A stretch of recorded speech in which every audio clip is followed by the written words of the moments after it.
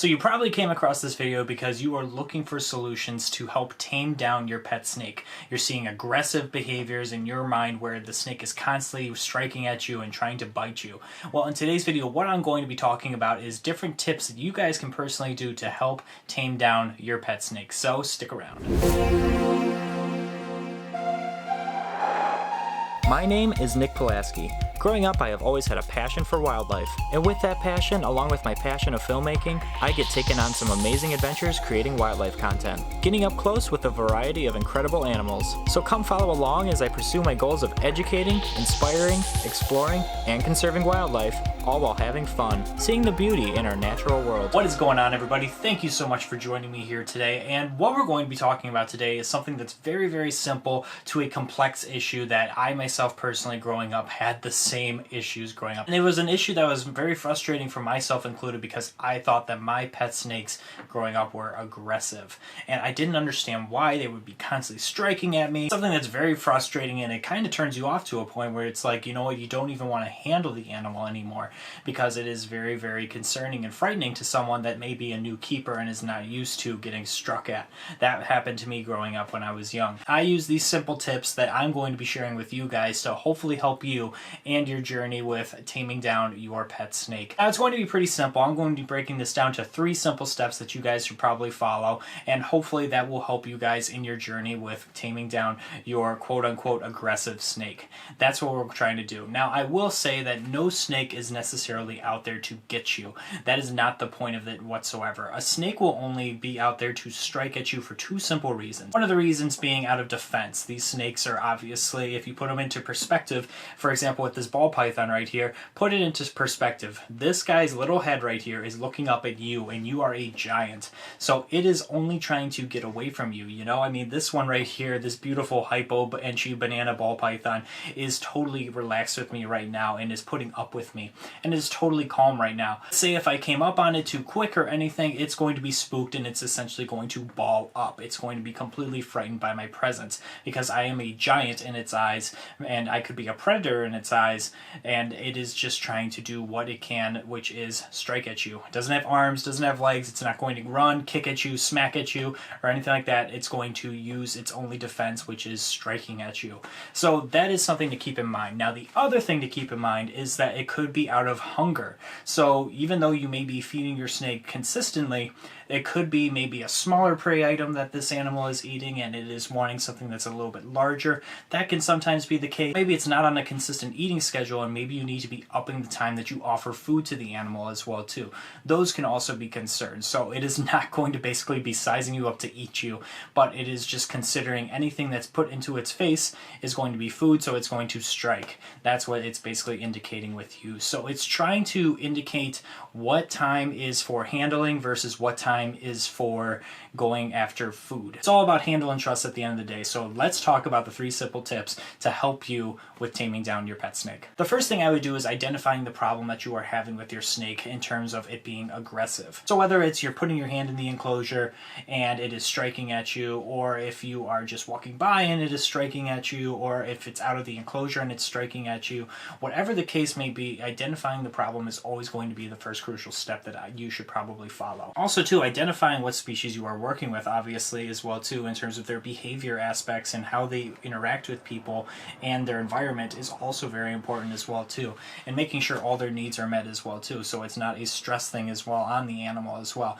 Like for example, a corn snake or a ball python, super placid animals, obviously they have their days where they're going to be a little bit more cantankerous and they will be kind of striky at times. That's totally normal. Species, for example, among other species, for example, will tame down pretty easily for the most part. So keeping that in mind with your consistency throughout all this is definitely going to be crucial. Now, there are other species out there that are definitely just notorious for being a little bit nippier, and that's just kind of in their nature whatsoever.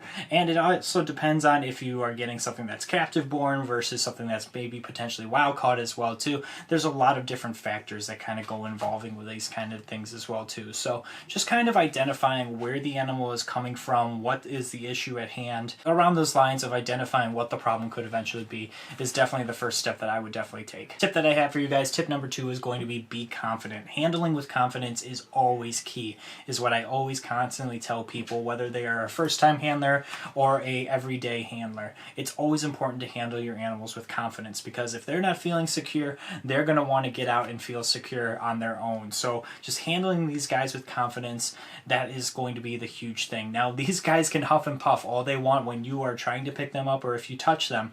If you just let them huff and puff and constantly do that, and then you just kind of let go or jump back or anything, that animal is constantly going to be assuming, okay, if I do this or if I strike at them or anything, that's how I win. That's how I basically become a snake that's going to be left alone. You know, they're constantly going to think of that as rewarding behavior. But if you're constantly picking them up, you're handling them, they're going to get out, they're going to be curious, they're going to be moving around just like this girl is right here, and they're going to be totally fine and totally placid. Maybe start with holding the animal probably lower to the ground, just in case if you kind of get spooked or something like that, it's not going to fall many feet down and it's going to hurt the animal or something. Obviously, you don't want to throw the animal out of your hand. So maybe handling at first lower to the ground or on the ground is definitely something that I would start with, and then just kind of very gingerly just handling the animal. That's something that you need to do, is constantly be confident while handling the animal. Don't let the animal win by letting it just huff and puff in its enclosure. Another thing you could potentially do to also help you with handling with confidence if you're afraid of getting bit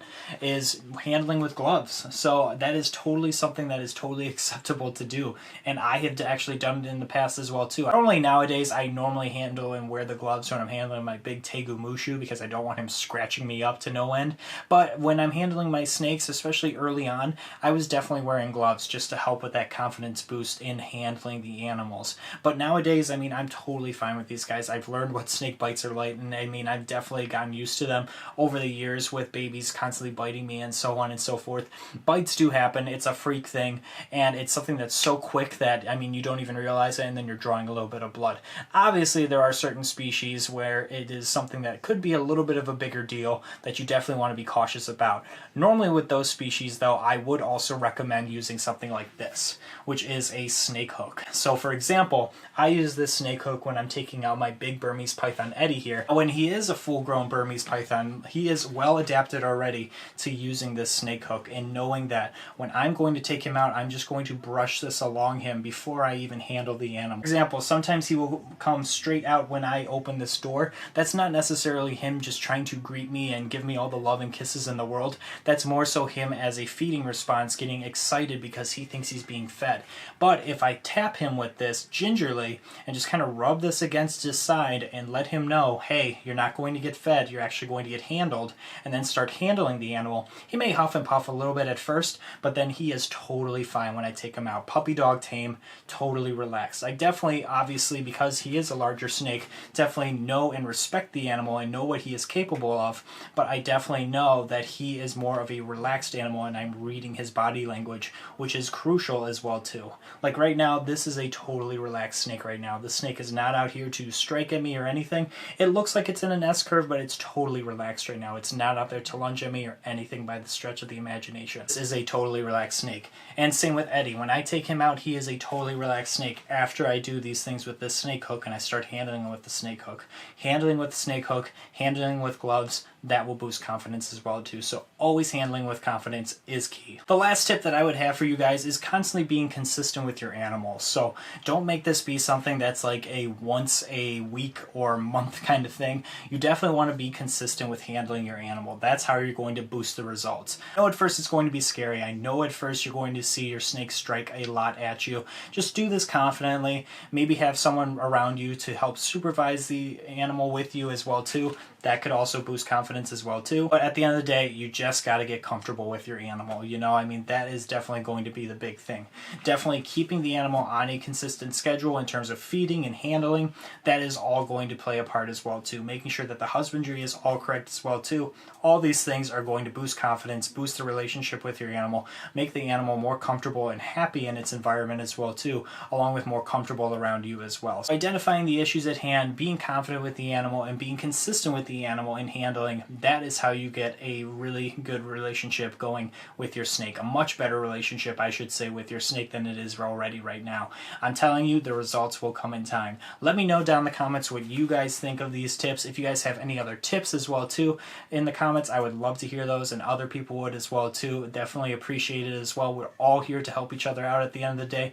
Like I said, guys, this is definitely something that's not going to happen overnight. It's definitely something that you have to work at for sure. You're building a relationship with your animal, and you're building some trust with them, and that is key at the end of the day. You're not going to necessarily have a loving relationship with the animal, but you're going to build that trust with the animal. So invest in a glove, invest in some snake hooks. All these things will help you at the end of the day, and just build that confidence and relationship with your animal. I promise you it'll come, and let me know your results down below. I would love to hear those as well. Also, let me know down in the comments what snake species is giving you some trouble and acting a little bit aggressive to you right now. I would love to hear that as well too. But as always, guys, I appreciate you guys checking out today's video. If you guys could do me a few favors, if you could like this video and subscribe to the channel, I would greatly appreciate it, as well as hit that notification bell so you know when I upload. Also too, guys, if you know anyone that would definitely benefit from this topic, definitely share this video with them as well too. I would greatly appreciate that, and I know they will as well too. We're all just trying to build bigger reptile lovers out of people, so that's exactly what the goal is of this video, is building that bond with the reptile. But as always, guys, I appreciate you greatly. Definitely check us out on our social media as well too. Thank you guys so much again for watching, and until next time, I will see you guys soon. Take care.